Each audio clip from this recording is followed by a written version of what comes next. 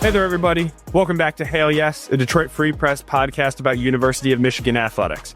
I'm Tony Garcia, Michigan football and basketball writer for the Free Press, joined as always by our Big Ten insider, Reiner Sabin, and our producer and editor, Andrew Burkle. I think he's going to join us. Let's switch it up and actually start with him this time.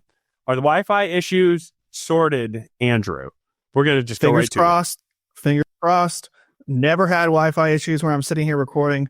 I had to reboot it, had to reboot the computer, but all that was just to be here with you guys today, so it was worth it. Well, yes, Andrew, we can forgive you for holding this up for about half an hour or so. No problem. We have nothing better to do than wait here for your computer troubles. But just joking, we love being together, and we all did say, I mean, this is one of our favorite times of the week when we get to do this.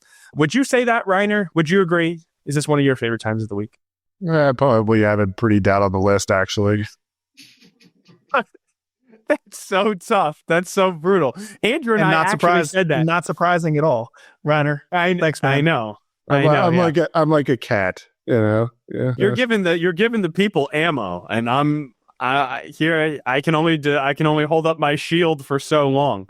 But no, work-wise, we're saying, I mean, I don't think you enjoy this more than when you're chefing it up with your lovely better half, or on your travels to Big Ten country far and wide, rubbing elbows with the rich and famous as you do. I know Andrew and I don't compare to all those things, but still, we like to have fun here. I'm pretty sure I was in Big Ten country riding with you, so I don't know what this rich and famous part is. And we were staying at a Courtyard Marriott outside an airport in Indianapolis, and I had to eat a frozen dinner because there was no service. I had to eat like pad thai in a microwave that wasn't even in my hotel room. So I had to go schlep up to my hotel room with a hot pad thai microwave dinner on Saturday night to go write an article.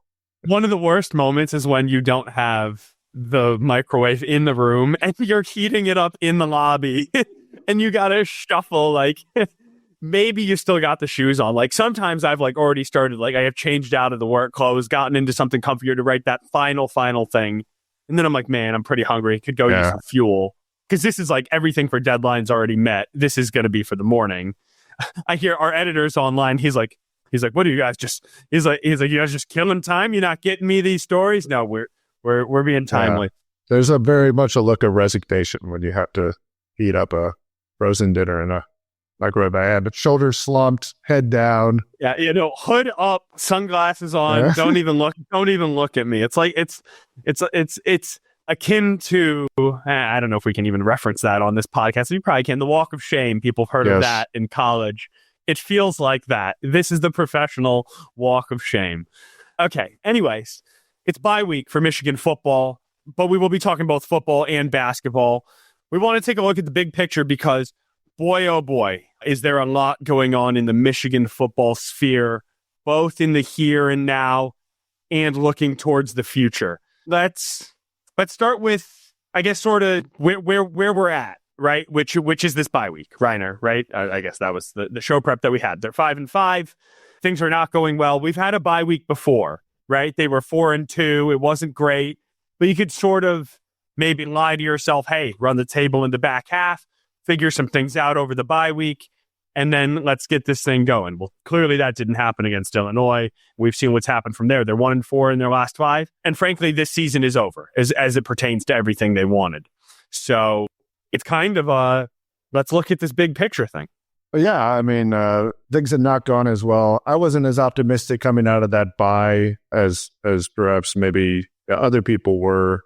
You know, the loss to Washington was pretty worrisome. I didn't get any kind of great feeling coming out of that. Saw that there were some troubling signs with the team, and they've only continued and gotten worse in a lot of ways. The offense is a mess. The coaching has really been subpar. I think Sherman Moore has done a poor job managing in-game, also managing personnel decisions. The quarterback situation is lousy. The choices that he's used are the choices that he's made with the running backs. I mean, just in this last game, were strange. We've also seen poor decision making as far as it relates to the offensive line, which was supposed to be a specialty. I mean, the fact that that is such a weak element of the team, and he had his hands on it for multiple years. I don't know. That just is, I think, an indictment on him and his regime so far, considering that his big motto was smash, and they haven't been able to do that at all either. So I think there's a lot of problems here, and they're far-reaching, and I don't know if it's going to be resolved by just getting one big recruit, and we all know who that recruit is. Yeah. And I don't want to jump the shark. We're going to get to him and that recruit and what's going on with all of that. And I also want to reference and get further into the handling of the running backs, Khalil Mullings. We spoke with him Tuesday night. But first, Reiner, just before we do, you talk about the depth, and I think the in-game coaching has been poor. Full stop. Everything from this year has taken a step back, at least one step back, in some cases multiple steps back, right, from last year. That said, it is some fault of this. Some of this also falls at the feet of Jim Harbaugh. Yes, as you talk about the depth that was not building up in these 22, 23 in particular, and 24 recruiting classes. There's just that. I mean, we've all seen the formula the last few years was, the rally group along the defensive line, right? It's the offensive line that when Trente Jones goes down, Carson Barnhart goes in, when Miles Hinton goes down, Ladarius Henderson goes in, right? I mean, you just got guys on a turnstile, and there is no fall off. Right now, the level is just so much lower, and there's not the same depth at a number of these key positions. And then we were talking about this a bit off air. When you don't have the depth, here's what I believe happened, and really how this thing started, how the wheels started coming off this season. When you don't have the depth that they had in other seasons, not only are you asking guys, Mason, KG, we've seen their snap counts, to do too much, but in practice, once they started getting blown out and they're playing the ones versus the twos as they have in normal years, they weren't getting the same reps. The depth is not there. They weren't getting the same quality of reps, I should say. And if you're the ones on offense are just not getting tested against the twos on defense, and certainly vice versa. And so what they had to start doing is they had to start doing what they call good on good. There's more ones going against each other, more contact. And what have we seen? It's not like they let us in to tell us this, but the injury report, availability report tells us as much. Guys who are not getting injured in the week, or we're seeing injured on Saturdays, then pop up and will be out a game or two. It's happened with multiple people multiple times on units all over this field. And I can't help but think that that's part of it. So you don't have the same depth, you don't have the same pieces, and the coaching has been poor as well. Yeah, but there's also been no accountability. I mean, Jerome Moore's excuse after that timeout or lack of timeout at the end of the game was unacceptable, in my opinion. I mean, to say that you're talking about the play, well, why couldn't you do that in the timeout and not let 30 seconds, drain off the clock? Why not just admit a mistake? They haven't been able to do that, and they didn't do it after the 4th and 5 trick play against Oregon that was ill-fated from the beginning. It was just a ludicrous call, honestly, and it's just unacceptable. I mean, some of the stuff that we've heard coming out of there is just troubling. I mean, the first thing to do when, again, you're trying to get better is to admit fault and then correct it. And if you can't acknowledge mistakes and you're too insecure to do it publicly, I don't think that bodes well for the future of this tenure. So that needs to change. I mean, one thing I noticed about Jonathan Smith at Michigan State, just to use an example of an experienced coach who's clearly comfortable in his skin, right after the FAU game, they won 16-10. They could have had a bigger lead if they kicked a field goal, and they chose to go for it and got stopped in 4th and 1. And this is the fourth quarter. It was the wrong decision ultimately. And then after the game in the press conference, somebody asked about it, and Jonathan Smith said, in retrospect, he should have probably gone, just kicked the field goal and gone up by 2 scores against a team like FAU. I mean, that was something that you want to hear as a fan base, even as a reporter, just to hear coaches, acknowledge mistakes. I mean, Brian Lindgren, their offensive coordinator, after that game also said that he didn't do enough to get Aiden Childs into a rhythm. I mean, he was throwing deep passes, and I don't want to focus on Michigan State, but yeah. I just want to like add some context as far as, we were talking about Sharon or Harbaugh or whose fault it was. I think what happened ultimately is the engine of a well-oiled machine was removed from the machine. You know what I mean? Like this was every single part was pulling in the same direction. Everyone had a role, and Jim Harbaugh was the engine, and he was taken out of it. Now we've seen this happen before at Stanford, for example. Pretty similar situation where they had it really rolling with Harbaugh. They finished 12-1 in his last year. David Shaw takes over. They go 11-2, 11-2, and 11-3. So I think ultimately that is what caused this season was Harbaugh stepping out. No one is doubting that Harbaugh's leaving, but is it his fault? I don't think so, because he's not coaching this team. So it's not his fault. The team's not good. And we've seen in past situations, I don't think Harbaugh's changed that much from when he was at Stanford. It is possible to kind of take the ball from where Harbaugh had got it rolling and keep it rolling down the hill. And at every situation we've seen it, Sharon has not done that, right? Yeah, but I don't know that Harbaugh was leaving with the same exodus of talent, both players and coaches, at any of his previous stops as this one.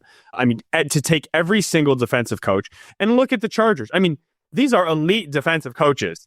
Why is he responsible for leaving behind the staff? And he basically found them their next coach by having Sharon on his staff, right? I don't think he owes anything to Michigan as far as, especially he owed them to have a better quarterback in the room than Alex Orji or Davis Warren, respectfully, or Jack Tuttle. But who's to say he wouldn't have hit the transfer portal and found one? I mean, he's found transfer quarterbacks in the past, right? He probably would have. And he probably would have. But the timing. But here's the issue: quarterbacks did not want to commit. Did not want to commit when they didn't know if he was going to be there. So he young owns quarterbacks, that part transfer. You're telling me Curtis Rourke? No. Say for example, Curtis Rourke. I have been told that it made things more difficult. That transfers said to them they wanted to know. That's what I've been told. It's Harbaugh had gone to the window. They probably should. Should they have still done a better job? Of course. Should they have done something? Of course. But is it a factor? Yeah, it is. At least that's what I've heard. Of course it's a factor. I mean, yeah, of course Harbaugh leaving is partially to blame for why this team's not good. And not building up the late recruiting classes. He is to blame. I think him leaving is to blame on a certain level because it kind of set all the dominoes in motion. However, I don't think he personally is to blame because he is a coach of the 2024 Los Angeles Chargers, not the 2024 Michigan Wolverines. But why is Sharon Moore, why does he have the 11th ranked high school recruiting class right now with no pedigree and no nothing? Yet Jim Harbaugh, in the midst of a 3-year CFP run, can't build anything above top 15, top 20 classes. He was not capitalizing. I think a couple reasons. First of all, the oldest saying in the recruiting world is if you can't recruit in your first season, then you can't recruit at all. I mean, if you can't sell hope and a new administration and Sharon Moore, the young coach taking over at Michigan, if you can't sell that, then you can't recruit. Secondly, I think there's probably been a more dispersal of NIL money coming in now. Like with Bryce Underwood, we're hearing about it now, all the time. We're hearing about how they're going to go get Bryce Underwood because the Michigan fan base is watching this team and saying, what the heck is going on? So I think that it has to be considered as well after, it came out for years that, Michigan's not competitive with NIL. They're not competitive with NIL. Well, they didn't keep those guys on their team now. Mason Graham, Kenneth Grant, Will Johnson for free. Yeah, no, they didn't. And that's changed the last year. But my response to your point of selling hope would be Sharon Moore's not selling anybody hope. Michigan just came off a national championship and a 40-3 run. He's just selling them on a vision. Like he's not doing what Jonathan Smith gets to do in East Lansing. That is saying that's easier. Don't you think it's easier for Sharon because he gets both? He can say, "Hey, look, I'm going to put my own spin on this. I'm going to be, and we have the infrastructure. We just won a national championship. That's a much easier sales job to me. And we're Michigan. I mean, I don't think it's even comparable." Or you could say it's tougher because he has tougher expectations to live up to, and without the same. And people are not going to be sure or as willing to commit to him as they were Harbaugh because, of course, he doesn't have the same pedigree. Well, I'm not sure what you're arguing here. I honestly, I don't know what you're arguing because we're saying that it's Harbaugh's fault, but also that Sharon has a high recruiting class. But I guess I'm just confused on like what the ultimate point is. My ultimate point is that, all of the issues that happened this year are not just in-game coaching. There's a lot of that, and that is worse, and that is worrisome. But this was, whoever was coaching this team people were going to be upset. It was not going to be good. There was not the same depth. It was going to look awfully similar to this. It was going to be better coached in-game, right? And so people can be upset about that. But the level of talent falling off was years in the making. Well, the talent fell off, but again, he didn't change expectations. He was talking about, winning championships and compete Big Ten, and like didn't open the door for like, hey, we still have to. I've got to put my spin on it. He didn't even say he wanted to put his own spin on it. He said he just wanted to continue the same thing and run it back essentially. And so he didn't really give himself any room or slack in case things did go wrong. He set up expectations. I think you had him going 9-3, 10-2 or something. And so most people were predicting them to be very competitive and compete for the Big Ten this year. And they've fallen well short of that, partially because, again, they overestimated some of the players there, and they didn't really do anything in the offseason to upgrade the roster. They just stood pat, and it's a failure. There's so many parts that they failed in that, you can't just ignore it and say it is all Harbaugh, because there have been many months between the championship and his departure and the beginning of the season, and they didn't look great at the beginning of the season either. If anything I'm saying is coming off as all Harbaugh, then my point has been badly lost. I'm just trying to make sure it's not all Sharon. I'm just saying it's largely that. It's largely that. And you're fighting an uphill battle when you're defending anything related to this coaching staff. And there's going to be changes on this coaching staff, and there needs to be. But they are also going to hit the portal and the NIL so much harder this offseason. They already are, right? They already are. They know. Nobody's caught off guard. Like, it's just so different. Last year, they were going for the natty. It was all in. And to the current moment's detriment, that's what people have told me. And people in and around it.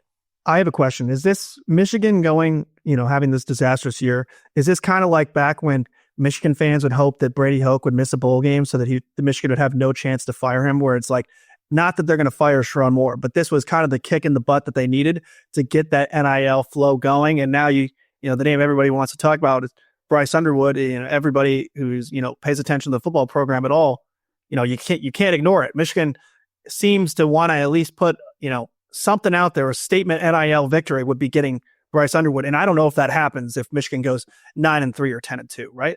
You don't know if they get him if they go 9-3. No, I'm saying I don't know if Michigan has this newfound resurgence in NIL money if they're 9-3 or 10-2, and Sharon's got, hey, we took a slight step back. Obviously, look at all those guys going to the NFL, but we got a good thing going here. That's a lot tougher to sell than, guys, we need a resurgence in NIL. Look at our past recruiting classes. Look at the transfer portal. Oh, we don't have a quarterback.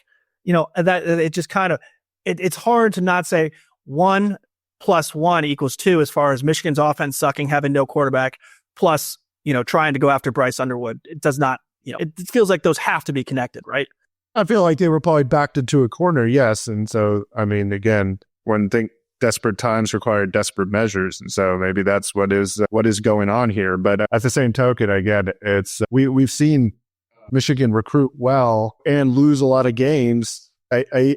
the Brady Hoke era. They had good recruiting classes and they had great players, and again, Harbaugh was able to take some of those players and win 10 games his first year and then 10 games the next year with a lot of those players that fully developed under his watch. Those were good recruits and good players. So they've recruited well even in the down periods before. So I don't, if you can't harness the talent that you have, it doesn't really matter. And that's the concern going forward with Sharon Moore, because again, he's made some baffling personnel decisions already this year. So If you think it's going to be solved just through recruiting, I don't know. I've got a bridge to sell you. It's not. But A it's bridge also and, it's also going to be. It's also going to be solved. You're right, through the coaching. Think about when they, much like the portal situation. Think about when they had to replace the whole defensive coaching staff in February. All the moving and shaking has been done, right? And that you can't control. That not everybody who's here right now is going to be here next year. Full stop. It's just the case. The coaching staff will be better. There will, the only concern I would have is that you're losing that high end talent. Mason, KG, Colston, and Will Johnson. That's the concern. Short of that, you're not losing anything. There's no one here who's doing Kalel, I guess. Stewart, Josiah. Kalel Mullings. Those are valuable pieces. But those are pieces. Yes. Josiah, I forgot. But Kalel Mullings, that's college football, right? Every team in the country is going to lose something if you're halfway decent. It's not like the year before where you're losing all the depth, where you see how much it can affect you. And if they can build up that, back through with some more depth, I think this thing can turn around next year. We will see. We will see. But it doesn't have to be 6-6 again. It doesn't have to be, but the concern is, again, who are those players behind those guys that are going to fill those spots? And are they going to be able to get replacement level players in the portal? No, they're not, because those guys are so good that you're probably not going to be able, maybe Mullins, but outside of that, those other five, I don't know if they're going to be able to get those guys. Including Josiah Stewart. It's not easy to find. Well, they did get him in the portal. I know, that's what I'm saying, but I don't know if they're going to be able to get a replacement level player at this point. Josiah Stewart 2 years ago was not Josiah Stewart now. So, replacement level players are needed probably to keep this thing on the level, which is not even a great level right now. That's what I was going to say. It's a tall task because you have to rebuild the depth. That's priority number one, right? Getting the top to bottom depth. You listen to any college coach. You have to build the depth through recruiting, and you can kind of supplement it through transfer portal. They have to do that. Get replacement level players at those positions, plus replace the elite talent that's walking out the door, because it's a 2-for-1 job, right? And find a quarterback, those are kind of the three pillars, right? Those are the three pillars. But here's what you're forgetting. Any quarterback is better than now. There is no possible way that the offense can be worse. That's what people are not taking into account. It cannot possibly be worse than this offensively. And so, yeah.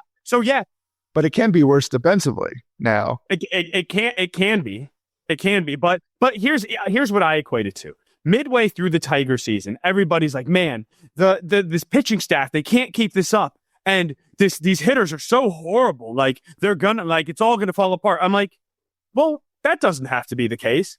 What if the pitchers are just good and the hitters find and have a pulse? What happened? Exactly that. And so, say the defense, I'm not saying that Mason, you're going to find Mason and KG, but you could just find, you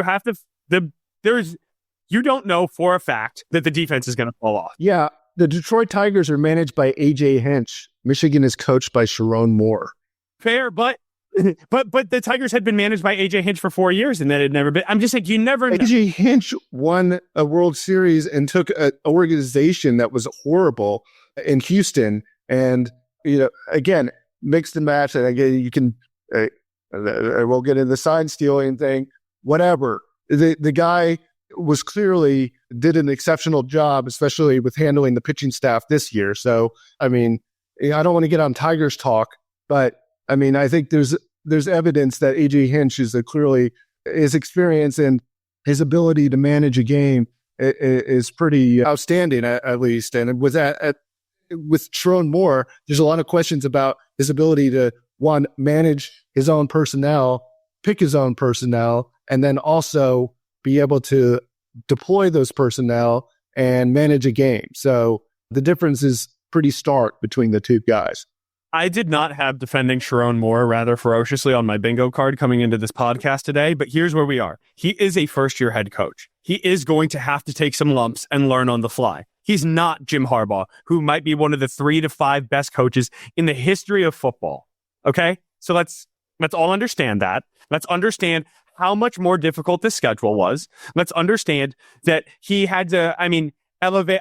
All these coaches he's elevating and picking and this and that, they had to do in this crazy era. They had to ramp everything up into warp speed in 2.5 months. And yes, maybe he made some bad hires, Greg Scruggs getting fired and Denard and this and that. There was a lot going on, and it all went horribly wrong. They're going to have a long offseason. They're going to have a lot of resources, and it is all going to be dedicated to fixing this. So you go ahead and think, if you want, that it's just automatically doomed and that all the coaches are horrible, but there's going to be a better coaching staff around next year. And I would just caution anybody throwing the baby out with the bathwater. Throw it out this year. Throw out the whole 2024 year. They should be offended by how poorly they've done. Everybody, Sharon included, full stop. That doesn't mean that we know that's exactly what's going to happen next year. The comparison that they all have to hope for is Joe Mazzulla with the Celtics, right? For any basketball fans out there, this guy got thrown in the mix because Ime Udoka got fired right before the season. He comes in, they get off to a hot start. They signed him long term, very similar to how Sharon came in power. And he was a disaster in the playoffs. Everyone wanted him to be fired, and now he's probably one of the best coaches in the NBA. So, and a lot of it had to do with staff issues too. So, that's kind of the hope as someone learns on the job. But I don't know how you can't say thus far that a lot of the blame falls on Sharon, because everyone knows the buck stops with the coach. And this isn't a job you learn on. Michigan is above that. It just is. Now that's fair, and that goes to Ward. Yeah, right. Right. And that's the question. It's like, they wanted continuity here. That was the big selling point, but we haven't seen much continuity. Things have really declined and deteriorated under his watch, including things like that they were known for, which is discipline, fine execution. He always talks about, now we got to execute. Well, that falls on the coaches for not being able to get the players to execute. All fair. But let's put a pin in that, because we can continue to go on this for some time. And plus, we have a lot more to get to on the other side of this break, which includes Bryce Underwood discussion. There's been a lot of it. What's really going on? We'll get into it. And then a couple picks, then some hoops. Don't go anywhere. Say oh yes.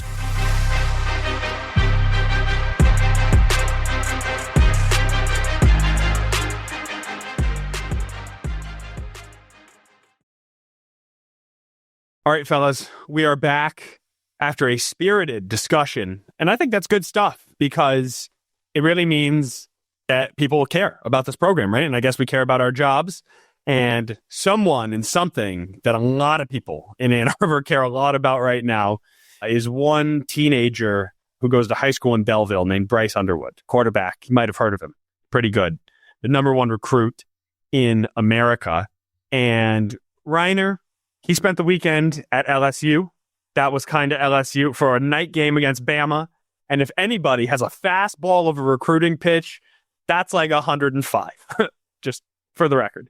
But that was their last one. It seems like their last major one, because Bryce has state championships to get, to play for, and state playoffs to go after, and then presumably he will be signing on this early signing day, which about a month away. So, and then LSU won't have more home games, etc. So now it's just both sides kind of making their pitches, right? He knows what each has to offer. I've been hearing some things, and I can get into the numbers and the facts and the figures. I just want to hear what you're thinking as you watch all of this unfold. As I alluded to in the previous discussion, desperate times call for desperate measures. And then, I think that they had to get into this recruitment, especially given what the quarterback situation is. So I guess you got to shoot your shot. The question is, again, the relationship that this school has had with Belleville hasn't been that great. Bryce Underwood's been committed to LSU since January 6th of this year. So it's been a long time. He seemed pretty determined to go there from the get-go. And it makes sense why he would want to go there. Their offense features the quarterback. Jaden Daniels, won a Heisman Trophy and then now is doing really well in the NFL.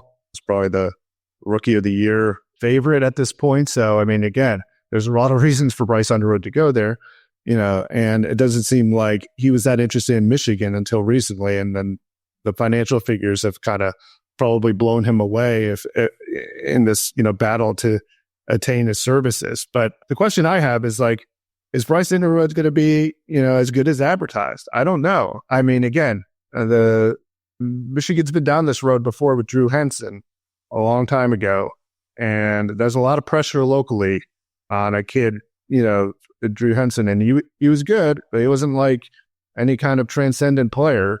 I mean, and as it turned out, the Tom Brady, the guy he was kind of pushed to the side in favor of him, ended up having an incredible NFL career.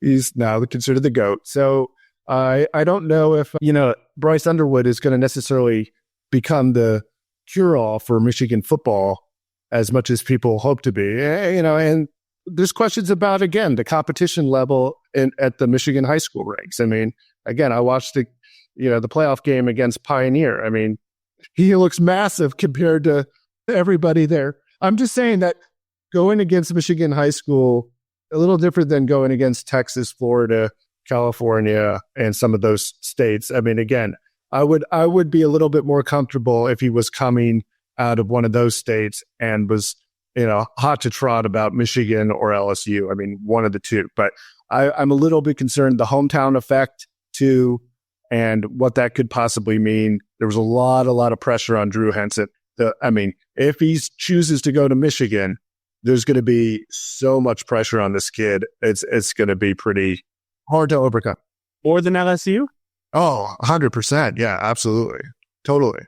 Yeah, the local effect is huge. I mean, look at Donovan Edwards. I mean, everybody. I hear it just means more down there. Look at Donovan Edwards. Everybody focuses on Donovan Edwards, because he's a local kid. If Donovan Edwards was flipped with Kalel Mullings is from Massachusetts, it would be, nobody would be paying attention to Donovan Edwards as much. But there's been so much pressure on him now, especially he said he put pressure on himself last year and the year before because everybody had these great expectations, partially because he played at West Bloomfield. So yeah, the local thing is a real thing. And it's not just here, it's everywhere. I remember Bo Scarborough, he was from Tuscaloosa at Alabama. It was a lot of pressure on him to perform because of the fact that he was just from the school right down the road. And something we've quite literally never seen before. We see in the pros all the time. You think people aren't going to talk about that contract or NIL deal that he's got if he makes a bad throw or an interception or misses a wide open receiver? You think people aren't going to be like, we're paying $10.5 million for this guy? Yeah. Mm-hmm. I mean, that's a new layer on top of the local angle as well. So I would say, especially now that it's become a thing, the money is the thing with this story right now. So I think that adds another layer to this story. Absolutely. 100%. You're seeing it with Aiden Childs. I mean, and how Michigan State fans are. Well, so you think don't do it? You think they shouldn't do it? You think they should just let Bryce go to LSU? I mean, if I were running the program, I would try to, you're not going to get the same level of support. I would try to take, $2 million and get a good quarterback in the portal. How much do you think Cam Ward costs? Not 10, probably not 10.5. Try to get a good quarterback in the portal and spread that money. But it's not the same. I mean, you're not going to get that same money, right? Because it's easy, it's sexy to sell the quarterback. And it's not $10.5 million next year. This guy is not getting a check for $10.5 million. Okay, but I know you know that, but maybe not everybody knows that, right? And that's how these narratives get out of control. And yes, the number one rated recruit in America is going to be the highest paid player on the team, right? I mean, that happens in the NFL, right? I mean, the number one pick is the highest rated player. That's how this works. It's now happened. Well, they're not the highest paid. That's why they put in the rookie salary structure to prevent that. I mean, because it was getting, and the union did not want that. But you remember, Matthew Stafford, right? Okay. Well, that's not good for locker room health. But the difference between a senior and a freshman is, yes, notable, but it's not the same as some 12-year NFL vet. That is not the same thing. I mean, it's the same thing in dog years. College football is dog years, and yes, it is the same thing because it doesn't matter if you're at the top of the organization chart and the new guy coming in is making, 400, 500% more than you are. You're going to have some issues with that, and I think anybody would. I think that's ridiculous. it ended up backfiring because now everyone wants to get young players because they're cheap. And so now the veterans can't stay in the league past year 8, though. So, I mean, it's all, it's pulling one layer out and another one drops down. You pull that layer out, another drops down. These teams are going to find the cheapest way, right? Well, yeah, but no, I mean, I agree. Well, I mean, obviously NFL teams build around the idea that if you can get a young quarterback, then you can, again, the rising tide lifts all boats. And then, if you can spread the money around, that's what, again, the Lions did, before they signed Jared Goff to the big, massive deal. But I mean, they were able to kind of use that and then, build around him. I mean, again, all the quarterbacks are also taking less money. I mean, that was always the case with Tom Brady and Patrick Mahomes. I mean, they set the market sometimes, but it's still overall a team friendly deal in a lot of ways because the money is going to be surpassed eventually. And in Mahomes' case, I mean, he's probably signed earlier than he needed to, but he knew the benefit of having better players around him. And that's the question with, again, when you throw all the money at the quarterback, especially a young, unimproving quarterback, you have some potential problems going forward. Well, here, let's say that this is going to be a contract that Bryce Underwood would be entering, right? I mean, we're not going to disclose the exacts, but there are years, there are numbers, and there are going to be things attached to it. He does not just get all this money. They need to win. He needs to play well, right? This is not just, you're 18, we're going to give you the keys to Michigan. You are now everything, and we're going to forget who we are and say F off to everybody else. That's not what's going to happen. If Bryce Underwood does come here, there are very few programs in the nation that actually have the money, the resources, the branding, the championships, the wins, whatever it is, that can land a Bryce Underwood. There are not many, and you are one of them. And what would the narrative be if Michigan was not doing everything it possibly could to try to land? No, they should. I mean, I think they should try to. So the money doesn't matter. So none of it matters. But the money does. The money does matter in the sense that you have made. What about all the things I just said? It's going to be tied. That it's likely going to be tied to results. That it would also lock him in for a certain amount of years. So then you're stable at the position moving forward and can build elsewhere. I mean, it's not just a one-sided negative thing. There are two sides to this point. No, it isn't. No, it isn't. But I mean, you have made an effort in the past. I mean, your whole thing was about putting the money towards retention and such, and rewarding people after they produced. But here, you're having to pay a pretty decent sum on the front end. And it doesn't matter if some of it is incentive-based. There's still going to be a huge amount of it that you're paying and projecting productivity that has yet to happen. So there is that aspect of it. And so again, Michigan's whole philosophy before this was rewarding the players that did produce, and say that was their pitch to a lot of guys. And so when you change your philosophy to appeal to one player, I mean, you risk messing up the locker room and the culture within that locker room. No, that's a really good point. It's a really good point. What I would say to it is you're not changing, you're making an exception, right? And it's still a meritocracy. Like, nobody can be above it, right? Like, you still need to make sure that you keep things in line, but sometimes you gotta go a little bit outside your comfort zone. These lines that are like this, it's gotta you gotta swerve a little bit. You gotta take some chances. You just have to, or everyone's gonna pass you by.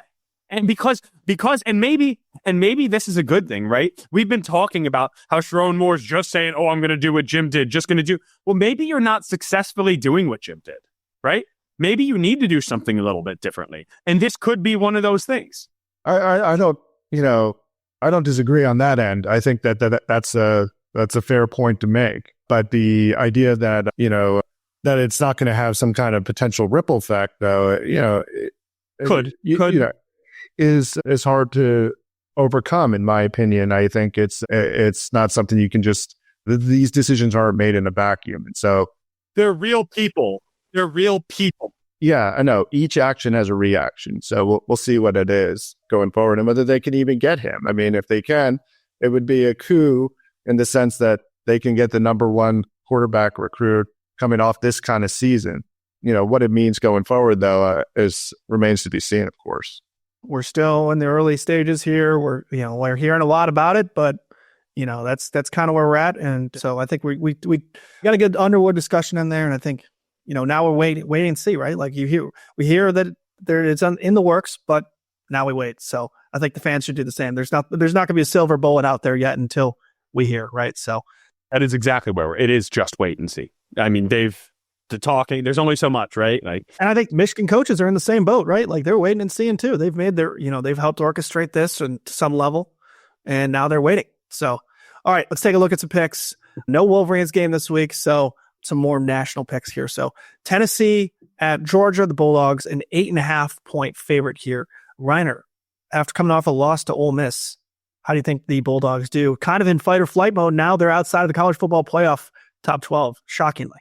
Yeah, I don't think they do well. I think something is off with Georgia, especially their offense and Carson Beck. And Tennessee's defense is pretty strong, so I think they keep it close. I don't know if they win, but I don't think the margin is going to be very big between these two teams. I think it's going to be a pretty tight SEC battle. I think both of these teams are kind of on a similar level. So I'm not too high on Tennessee either, but I really am concerned about Georgia and just where the direction they're going. Mike Bobo, not a great offensive coordinator, I don't think either. I mean, he has not done as well as Todd Monken, who's, killing it again in the NFL with Lamar Jackson and the Ravens. So they've got some real offensive issues, and they do not look like an elite team at the moment. No, they don't. But Tennessee's got a good defense, but they don't have much in the way of offense. And I just think, as Andrew mentioned, that CFP ranking, they're going back home. They're going to be upset. It's been a long time since Georgia's lost by 18 to anybody.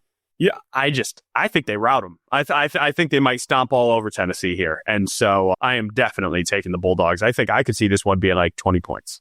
Yeah, I mean, I'm in the same exact boat. I think, coming home, fight or flight mode for Georgia now, outside the playoff. And you think Kirby Smart can't sell that?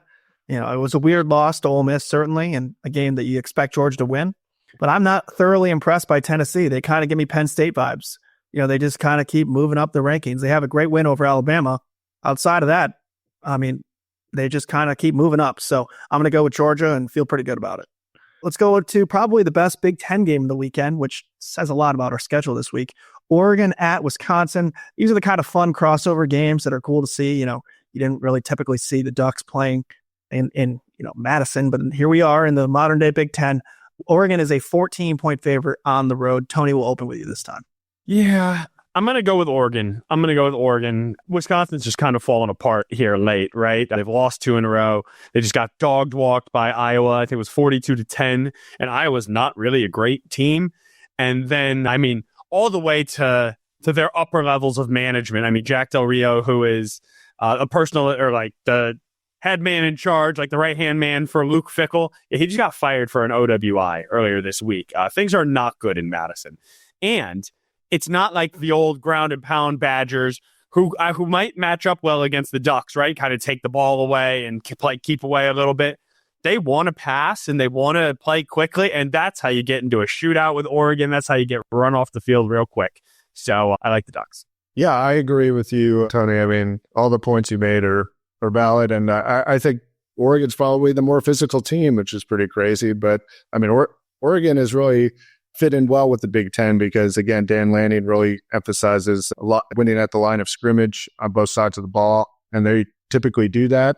And they have more firepower than Wisconsin. I think just looking at how Oregon is handled going to the Central and Eastern time zones, I don't think they have any issue going into Madison and winning by a lot. So I'm going with Oregon here. I wanted to pick Wisconsin. 14-point underdog at home. There's just no case for it. I mean, there's just no case to pick Wisconsin in this game. They've been unimpressive. Like Tony mentioned, they lost to Iowa, like smoked by Iowa, who got basically dog walked by Michigan State, who also got destroyed by Oregon. You can play this math all day long, but there's really no case for picking Wisconsin in this game because, I mean, even they played Penn State at home, and I think that was probably a more competitive game than we'll get on Saturday, and they lost by 15. So 14 points feels a little low, quite frankly. But that was why I kind of wanted to pick Wisconsin, but you can't pick against Oregon in this spot. All right, let's go to Michigan State at Illinois. The spread, speaking of spreads that are a little lower than I thought, Michigan State only a 3-point underdog on the road at Illinois, a team who beat Michigan just a few weeks ago, and Michigan State looked like crap against Indiana. So, Reiner, what do you see in this one? And is that spread, do you think, maybe a little lower than you thought? Yeah, it is a little lower than I thought. Illinois has lost 2 straight. I mean, Michigan State really looked terrible in its last game, and they gave up 47 straight points to the Hoosiers. Offense was malfunctioning. There was no pass protection for Aiden Childs or Tommy Schuster. And then the running game wasn't there. If they don't have a running game, they can't win because, I mean, everything starts with the offense and being able to control possession, play complementary football. And so if the offense is just not moving it or getting any push at the line of scrimmage, it's game over for Michigan State. And I think they're going to have a little bit tough time going on the road against Illinois. This is kind of a must win for Illinois in a lot of ways to kind of right the ship after 2 straight losses, as I alluded to. And so, I just feel like, the other aspect of it is that, Michigan State has not had a sack in the past 5 games, and their secondary has been banged up. So Luke Altmaier, could pick them apart potentially if, again, he's not being pressured in the pocket. And so, I just go with Illinois here. They're the home team and not really loving where Michigan State is at the moment. Well, he's our Big Ten insider. And I mean, other than his record in these picks, that's the only reason I would have to not trust him, but I will trust him here. And so, no, I'm with it as well. Both teams coming off a bye, I think, but Michigan State seems to still be pretty banged up. Sounds like Aiden Childs should play, but that guarantees you little other than maybe you're good for at least 1 turnover, probably 2. And then another and then some eye-popping throw up a seam at some point or to some boundary. It's like, oh my word. But other than that, there's nothing. Michigan State is not a reliable team. They beat themselves. And in a 3-point game, you just can't trust a team to find a way to win one of those. Now, could they? Of course. But am I going to pick it? No. So Illinois at home. 2 reasons I'm picking Michigan State, even though I think that spread is too low. That's why I'm like, okay, what's going on here? Why is that spread only 3 points? That's part of the Vegas, reverse psychology is part of why I'm picking this. But go ahead, Tony. What? Because you wanted to do it. I wanted to do it with Wisconsin too, because you were talking about it perfectly. Like when it doesn't look right, you want to be like, oh well, then there's a reason it doesn't look right. And so, but this one, because you can see the other side of it, is that why? Yeah. And secondly, Michigan State, their best game of the season by far was last time off a bye against Iowa. They cleaned some things up. They looked like a new team. They had all their running schemes worked out. It looked and this team, first few drives of the game, when they're well prepared and the things are going well, they look great, including against Indiana. They went up 10-0, had 2 great drives. It seems like off the bye, maybe they're a little more well prepared, and I think they can knock off Illinois if things go the right way. Now, is it likely? I don't know. I think there's a chance. And Illinois they're fine. They're nothing. They're not world beaters. So I'm going to pick the Spartans. And Tony, you said about Childs. Honestly, I think Childs, is problematic as he is, he might be worth like 4, 5, 6 points for Michigan State because, man, did you see what happened when they didn't have a quarterback who could make guys miss? That O-line is, and maybe honestly respect Childs more because that was awful when Childs went out against Indiana. Yeah, I didn't see. Reiner did, yeah. It was awful. Yeah, and I saw it against Oregon, too. I mean, he was running for his life in that game. That was a little bit more understandable, you think, against Oregon. But Indiana does have a very ferocious defensive front themselves. I mean, Kamara is really good. But I mean, still, that offensive line is just not being consistent enough. I mean, and so that's why I just don't have much faith in MSU at the moment. I mean, I was thinking that the Iowa game was a breakthrough for them, but they've really regressed since then. Again, the loss at Michigan was worrisome, but then the performance against Indiana was just like, I mean, that was as bad as it's been all year. Okay, let's finish last but not least. Actually, it might be the least. This game is pretty uninspiring. Clemson versus Pitt. There are ACC stakes on the line here, especially after Miami lost now, but Clemson is a 10-point favorite over Pitt, despite, pretty similar resumes here. So who are you guys taking? I'm going with Pitt. Yeah. Both of us, I think. Just go with your pick. I mean, I don't think we need to go all day here. Yeah, I'm going to Pitt. Yeah, that's it. I don't have much for you there. I mean, they've lost 2 in a row, but they're coming back home, 10-point underdogs. They were 7-0 before. Clemson's not great. They don't add a ton in the portal ever, right? And I mean, keep it close or backdoor cover. There's just a lot of ways where Pitt can keep it in 10 if you need any sort of cap. So there you go. The Nardog, over Dabo. Yeah, the fighting Narduzzies.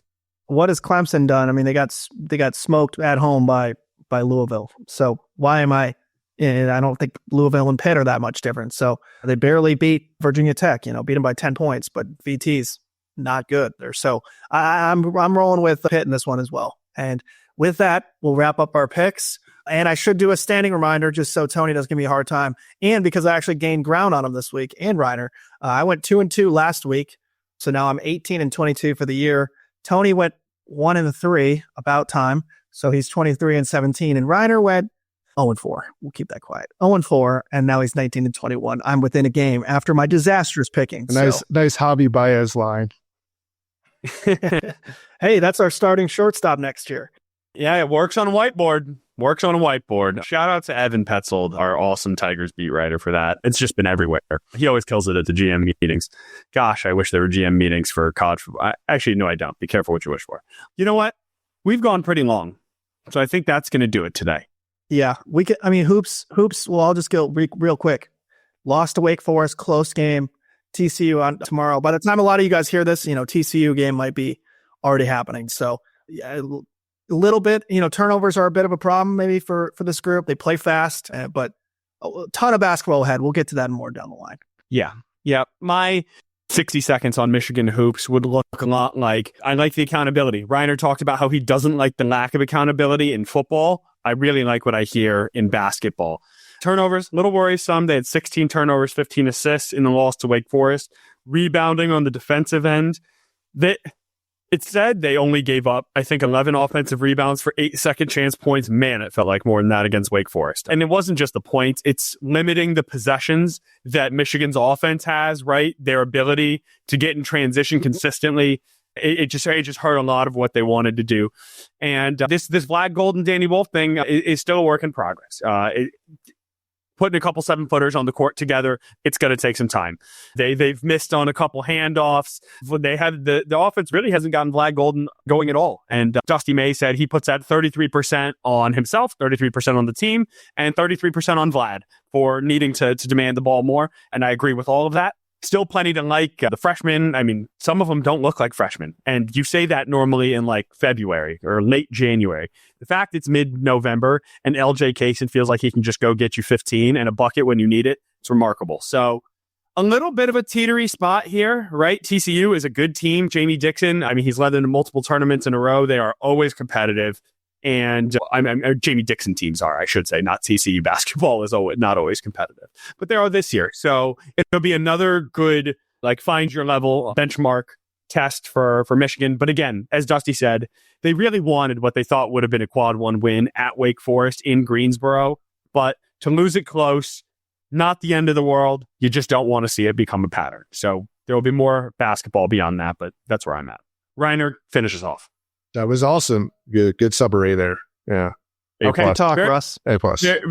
Very good. Very good. All right. So thanks, everybody. That'll do it for this episode of Hail Yes. Thanks to our editor-in-chief, Nicole Avery Nichols, our sports editor, Bill Bradley, audio engineer, Robin Chan. For Reiner, for Andrew, I'm Tony. And thanks to all of you. As always, please rate, review, subscribe wherever you get your podcasts, whether that's Apple Pod, Spotify, YouTube. I don't know. I mean, maybe I was going to say Twitch. We're actually not on Twitch, but all these newfangled things, you can find us. And please share it with your friends and family. There's going to be more breaking news. I don't think it's going out too far on a limb. We will break some news this winter. That is, I can't say the word promise, but that is my hopeful pledge to you. So the more you stay in tune with us, you will be rewarded for it. So we appreciate everybody for listening, for reading, for watching and digesting. Enjoy your weekend. Take care. This is Hail Yes.